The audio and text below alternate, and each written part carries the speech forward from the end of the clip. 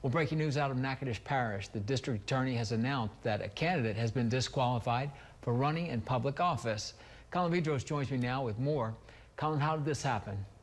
Well, Johnny, the 10th Judicial District Court in Natchitoches has ruled to disqualify Nicholas Christopher Douglas as a candidate for police chief in the Village of Powhatan. Douglas was the only candidate qualified for the seat in the March 29th election, but was disqualified after the district court ruled in favor of district attorney Billy Joe Harrington.